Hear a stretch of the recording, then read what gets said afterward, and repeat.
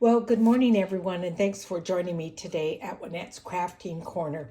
And today we're going to do something a little bit different because I've decided to join Rachel and Sarah from Roxy Creations in their Journal of Stitchery.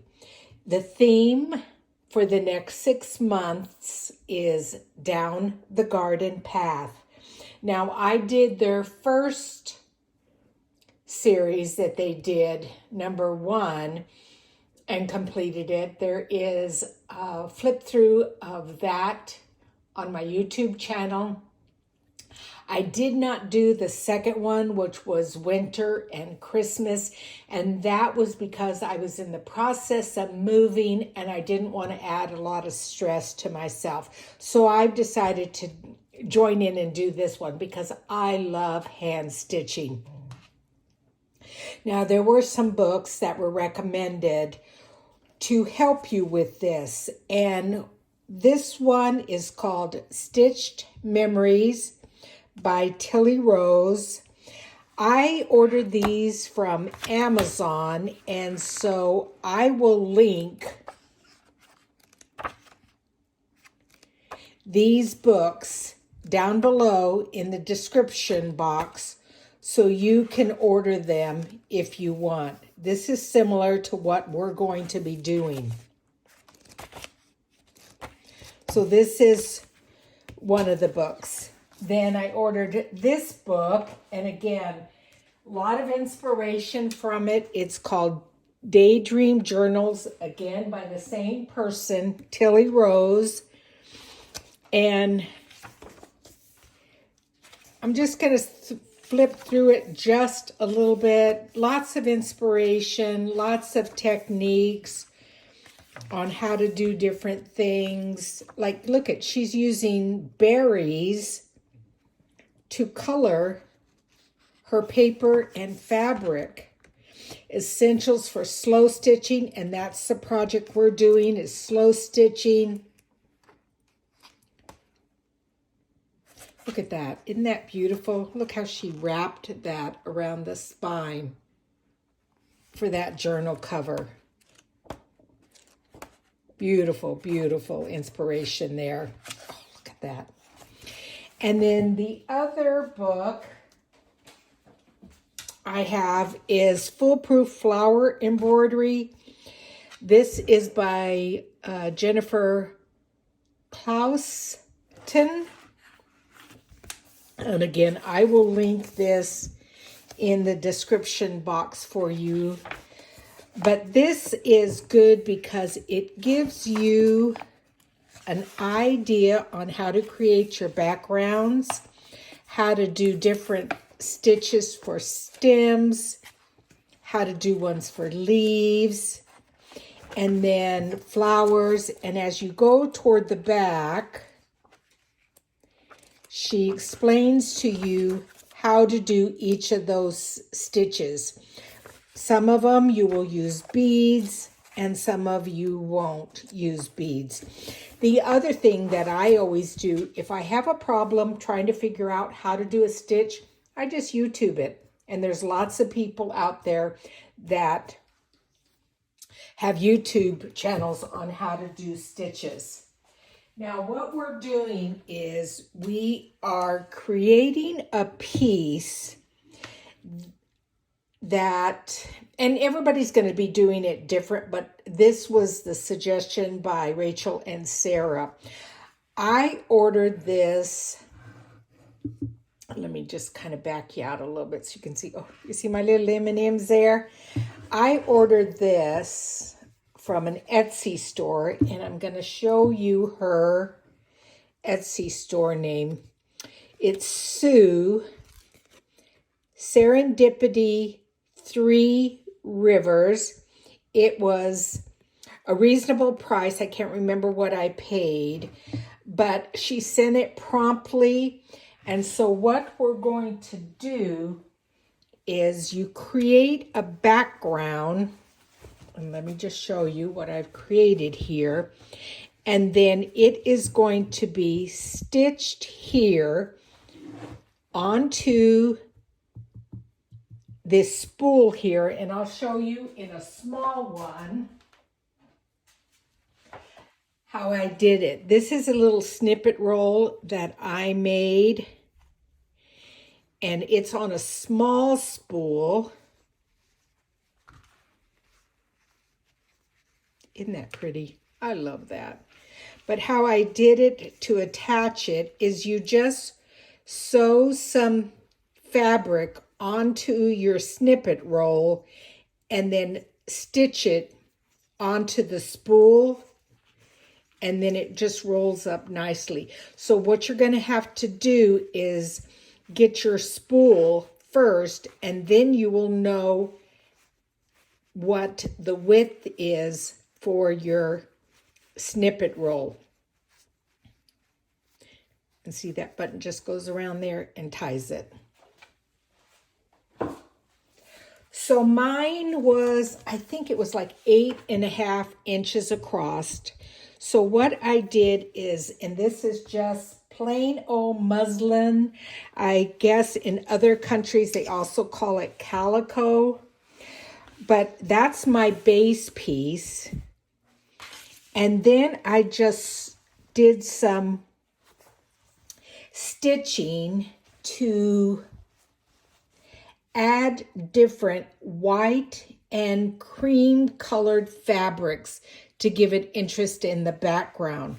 Now, this one here is the length that I thought would be easy to work with, but I also have another piece of fabric.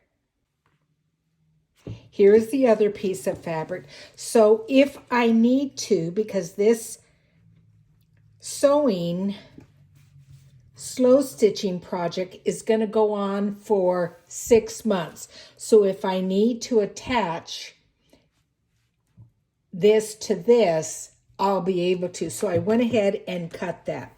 And then, like I said, for my background, I decided to go very neutral. Now, for my garden path, I went to a regular quilting store and looked for fabric that would look like a garden path. And this is kind of like a mosaic. And I just bought like a 1/4 yard of this. And then I just tore it into a strip and stitched it down, meandering it like it would be a garden path. And I decided to start my piece with a house, a little cottage. Now I'm going to bring you in so you can see this better. I don't like that part, it's ugly. The back part. Let's see, let's pull you in a little bit more. Okay. So I decided that I wanted like a cottage or a house to start my piece, so then that the garden path would meander down from the house. What I did is I went on the internet and I Googled cottage, and I found this image and I really liked it. So I printed it off, and then I took scissors and cut out each little section that was a different color in the fabrics that I wanted it to be in. And then I just kind of stitched them down. I'm going to bring you in even closer so you can see the house good.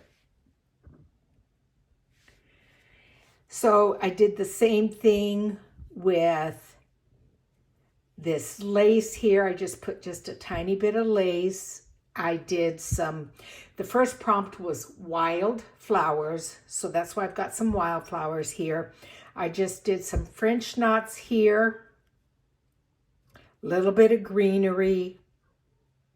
Then I did just stab stitching here, to make the garden path, and then it will just again go down the length of it.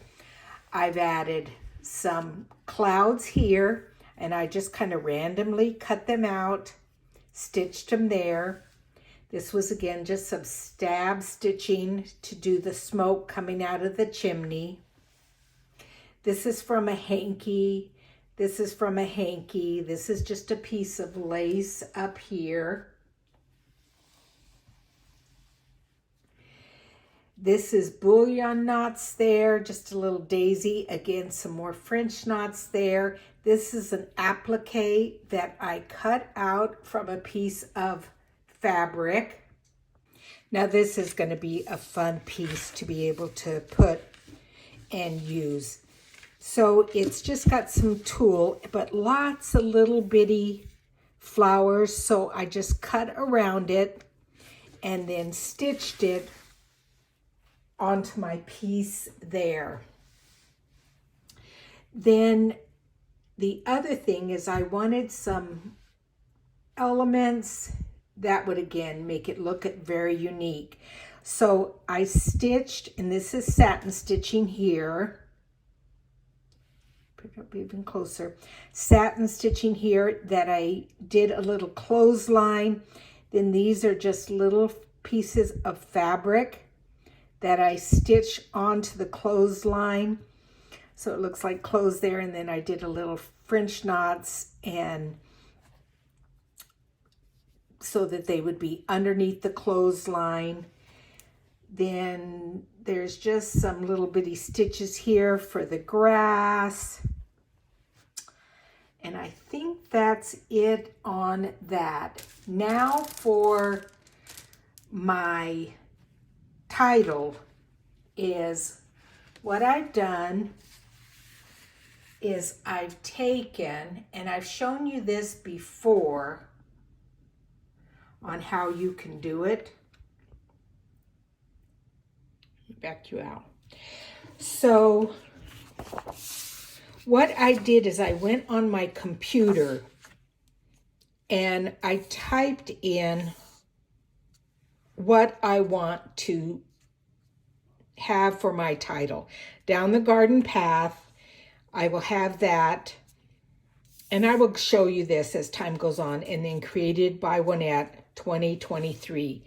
And what I do is I take a piece of regular copy paper and thinner muslin or calico, and I adhere it to the paper using this, and I will find this on Amazon and also link it so you can buy it. It's a temporary adhesive spray. I lay that over the paper, or I spray it, then I lay my muslin over it. Then I run it through my computer, and as you can see, very faintly, I use the color gray, so it's very light, that I will be able to pull this off. You see how nice and easy that is? Then I will cut around these, and I will couch down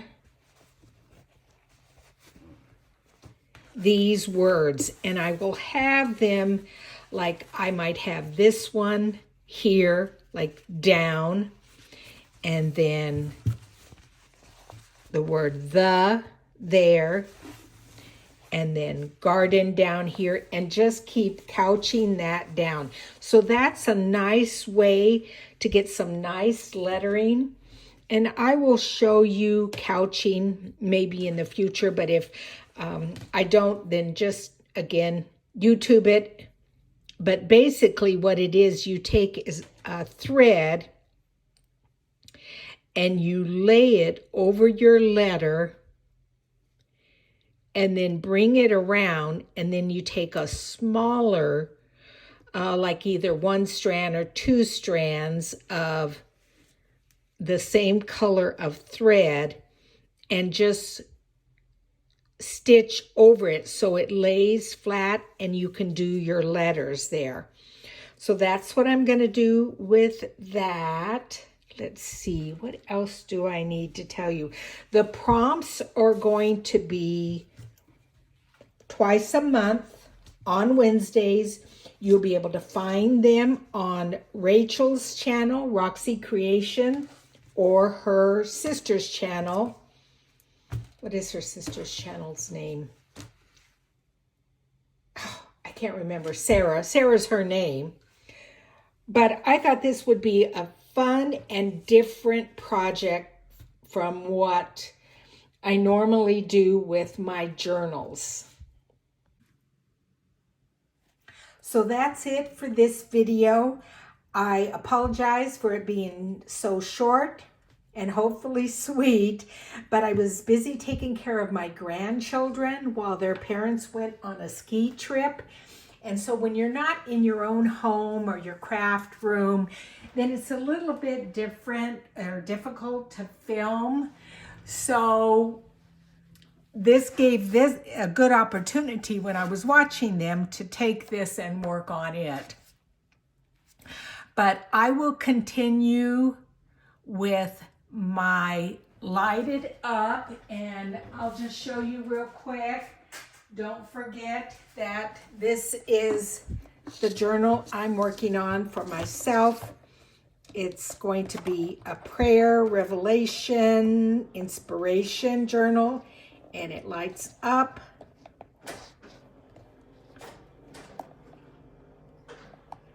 And I showed you how to do that. So we're going to start working on the signatures for that journal. But anyway, thank you for joining me, everyone, and I will see you next Monday. Thanks, and bye-bye.